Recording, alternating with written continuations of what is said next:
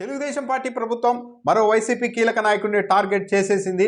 ఇక ముందు ఆయన ఏం చేస్తారు అన్నది ఇప్పుడు చూడాలి. ఇప్పటికే వరుస పెట్టి వైఎస్ఆర్ కాంగ్రెస్ పార్టీ నాయకుల్ని అరెస్టు చేస్తూ ఉన్నారు. వల్లభనేని వంశీ లాంటి వాళ్ళు తీవ్ర అనారోగ్యంతో బాధపడుతున్నా కనీసం సరిగా వైద్యం కూడా అందించని పరిస్థితి ఉంది.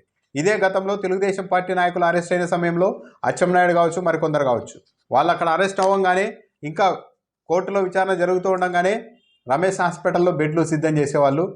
అచ్చెన్నాయుడు అయితే ఏకంగా 50 రోజులకు పైగా హాస్పిటల్లోనే గడిపి అక్కడే బెయిల్ తెచ్చుకొని బయటకు వెళ్ళిపోయారు.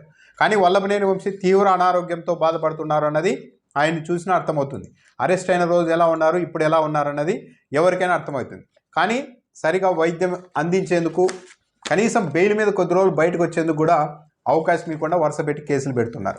ఇప్పుడు మరో కీలక నేత మంగళగిరి మాజీ ఎమ్మెల్యే ఆళ్ల రామకృష్ణారెడ్డి పైన కూడా కేసు నమోదు చేసింది కూటమి ప్రభుత్వం.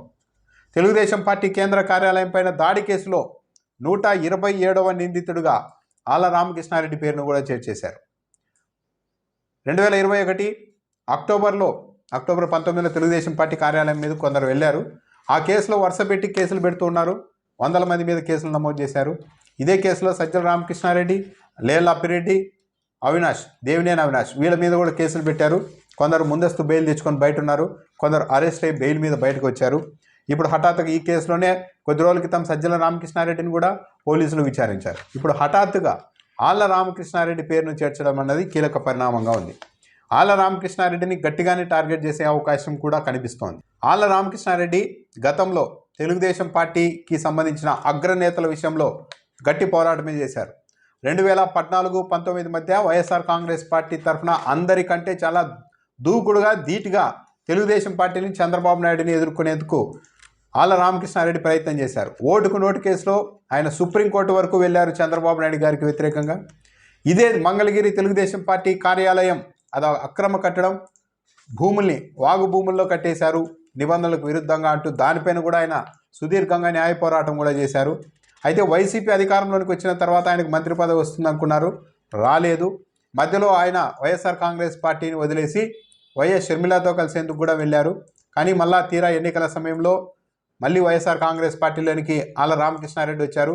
మొన్న అయితే మంగళగిరి టికెట్ అయితే ఆయనకు దక్కలేదు. ఈరోజు మంగళగిరి ఎమ్మెల్యేగా నారా లోకేష్ ప్రాతినిధ్యం వహిస్తున్నారు. మంగళగిరి నియోజకవర్గంలో ఆళ్ల రామకృష్ణారెడ్డి ఉన్నారు. గతంలో చంద్రబాబు నాయుడుకు వ్యతిరేకంగా పలు కేసుల్లో కూడా ఈయన పోరాటం చేశారు. వైసీపీని మంగళగిరిలో వీక్ చేయాలంటే ఈయన్ని కూడా టార్గెట్ చేయాలన్న ఆలోచన కూడా చేయవచ్చు. సో గతంలో తమకు వ్యతిరేకంగా గట్టిగా పోరాటం చేసిన ఆళ్ల రామకృష్ణారెడ్డి పైన ఈ కేసుల ఆధారంగా గట్టిగానే టార్గెట్ చేసే అవకాశాలు అయితే కనిపిస్తూ ఉన్నాయి. మరి ఆయన కూడా ముందస్తు బెయిల్ ఏమైనా తెచ్చుకుంటారా, అలాంటి వెసులుబాటు ఆయనకు లభించదా, ఒకవేళ అరెస్టు చేస్తారా ఏంటి అన్నదైతే చూడాలి. ఇది మాత్రం రాష్ట్ర చరిత్రలో ఎప్పుడు చూసి ఉండరు. వరుసపెట్టి రాజకీయ నాయకులందరినీ, ప్రత్యర్థి పార్టీకి సంబంధించిన వాళ్ళందరినీ వరుసపెట్టి అరెస్టులు చేసేస్తూనే ఉన్నారు. చివరకు ఇలాంటి సంస్కృతి లేని నెల్లూరు జిల్లాలో కూడా ఇంట్రడ్యూస్ చేశారు. కాకాని గోవర్ధన్ రెడ్డిని కూడా అరెస్టు చేశారు. కొడాలి నానిని లోపలేసేస్తామని చెప్తున్నారు. పిన్నెల్లి రామకృష్ణారెడ్డి మీద తెలుగుదేశం పార్టీ వాళ్ళు చంపుకుంటే ఇద్దరిని, దాంట్లో మాజీ ఎమ్మెల్యే పిన్నెల్లి రామకృష్ణారెడ్డి ఆయన సోదరుడి పేరును కూడా మొన్న చేర్చేశారు. ఎస్పీ ఏమో అంతకు ముందు రోజు వాళ్ళ ప్రమేయం లేదు అన్నారు. తెలుగుదేశం పార్టీ వాళ్ళే ఒకరికొకరు చంపుకున్నారని చెప్పారు. కానీ ఆ తర్వాత ఎమ్మెల్యే జూలకంటి బ్రహ్మారెడ్డి మాట్లాడిన తర్వాత పిన్నెల్లి రామకృష్ణారెడ్డి వాళ్ళ మీద కూడా కేసు పెట్టారు.